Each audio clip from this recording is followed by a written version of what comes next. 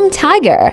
The astonishing true story of Ming, a 425-pound pet living in an apartment in the heart of Harlem, where crowded apartment blocks echo with the sounds of city life. Few would have imagined that one of those units hid a living jungle inside. Every day, Antoine Yates, a tall and quiet man known in the neighborhood as a part-time cab driver, came home carrying bags stuffed with raw chicken. His neighbors would joke about his odd diet, wondering how one man could eat so much meat. No one suspected the truth that behind his apartment door lived a 425-pound Siberian Bengal tiger named Ming. From 2000 to 2003, Yates managed to keep this extraordinary secret. Despite his calm demeanor and friendly manner, he had created one of the most bizarre and dangerous living situations in New York City's history. Inside apartment 5E of the Drew Hamilton houses, Yates had built a makeshift jungle for his unlikely companion. He fed Ming raw chicken by the bucket and tried to recreate a habitat that allowed the tiger to move freely within the small, confined space. Though he claimed to love Ming as family, the arrangement was far from safe or legal. Wild animals, no matter how domesticated they may seem, are unpredictable. That reality came crashing down in 2003 when the story of the Harlem Tiger exploded across national headlines. The discovery of Ming. The story began years earlier. In April 2000, Antoine Yates, then 31 years old, purchased an 8-week-old male Siberian Bengal tiger hybrid from Bearcat Hollow Animal Park in Racine, Minnesota. He brought the cub home to Harlem, where he shared a 5-bedroom public housing apartment. What started as a fascination with exotic animals grew into an obsession. In time, Yates filled his home with creatures, cats, dogs, and even an alligator named. All but Ming remained the centerpiece of his hidden menagerie. For years, Yates led a double life. He was a polite, soft-spoken man to his neighbors, but behind closed doors, he was raising one of the world's most powerful predators in a 5th-floor apartment. He left home only once a day, usually to buy food, 20 pounds of chicken, liver, and bones at a time to keep his tiger fed. Some residents noticed the strange purchases but brushed them off as another Harlem oddity. By 2003, the story of the man who ate all that chicken had become an inside joke among the building's tenants. That joke turned grim on September 30th, 2003. Yates arrived at Harlem Hospital Center with deep bites on his arm and leg. He claimed his pit bull had attacked him, but doctors grew suspicious. The wounds were far too large for a dog's jaw. When questioned, Yates eventually admitted he had been bitten while trying to separate Ming from a new house cat named Shadow. The revelation set off a chain of events that stunned the city. 2 days later, police received an anonymous tip saying there was a large wild animal that was biting people. The caller gave the location: Yates's apartment in the Drew Hamilton complex. Officers were dispatched to investigate, and when they reached the door, they heard unmistakable growls echoing from inside. No one dared to enter. Operation Harlem Jungle. The New York Police Department's Technical Assistance Response Unit soon arrived, prepared for an operation unlike any in city history. Officers drilled small holes through the wall of a neighboring apartment and inserted a camera attached to a pole. On the screen, they saw the impossible: a massive tiger pacing across the floor of apartment 5E. Martin Duffy, an officer trained for high-risk rescues, was lowered from the roof on a rope sling to get a clear view through the window.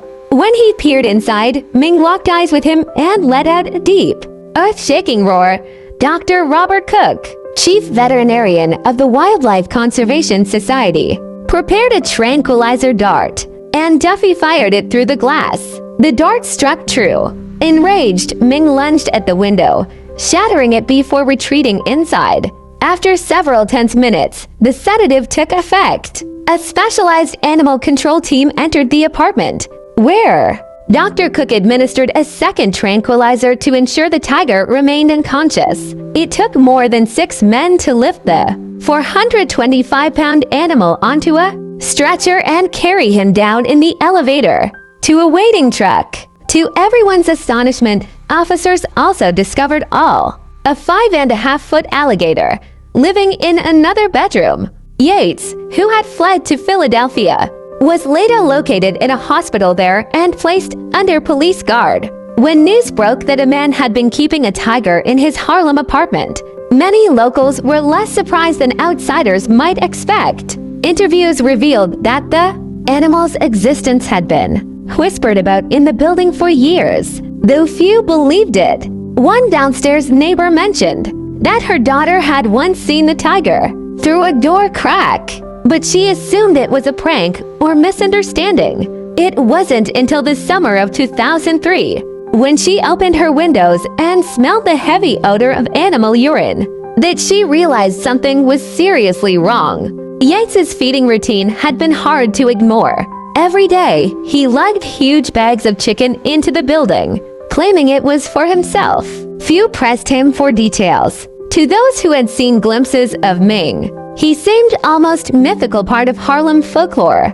Even those who lived with him were drawn into the strange reality of the apartment. According to the New York Daily News, a woman named Carolyn Domingo, who shared the apartment for a time, said she was terrified at first, but soon got used to living with the man-eater down the hall. She added, "We all became family." Legal consequences and Ming's new life. In the wake of the discovery, Yates was arrested on charges of reckless endangerment and the illegal possession of a wild animal. His mother was also charged with endangering the welfare of a child, as she had babysat children in the same apartment. In an effort to protect his family, Yates accepted a plea deal, pleading guilty to reckless endangerment. He served 5 months in prison and received 5 years probation. Public reaction to the case was mixed. Some saw Yates as a reckless thrill seeker who endangered lives, while others viewed him as a misguided man whose love for animals had gone too far. The case sparked broader conversations about exotic pet ownership in America, especially in urban environments where such creatures could never live safely or humanely. After being removed from the apartment, Ming and the alligator all were transferred to sanctuaries equipped to care for them. Ming was sent to Noah's Lost Ark Animal Sanctuary in Berlin Center, Ohio, a refuge for abandoned or confiscated exotic animals. All found a new home in Indiana. For several years, visitors were not allowed near Ming, as staff wanted to minimize stress and let him adjust to life in a proper habitat. Over time, however, the sanctuary relaxed its policy. Ming spent his remaining years in wide, open spaces and environment far removed from the concrete walls of Harlem. He swam, played, and even formed bonds with other tigers. According to the sanctuary's director, Ming lived a really good life here. He was able to run and play on the grounds. He had tiger friends. He had a swimming pool. He was able to experience the elements. Ming died on February 4, 2019, of kidney and heart failure. His remains were cremated and interred at Hartsdale Pet Cemetery in New York, where the cemetery donated both the site and mausoleum in his memory.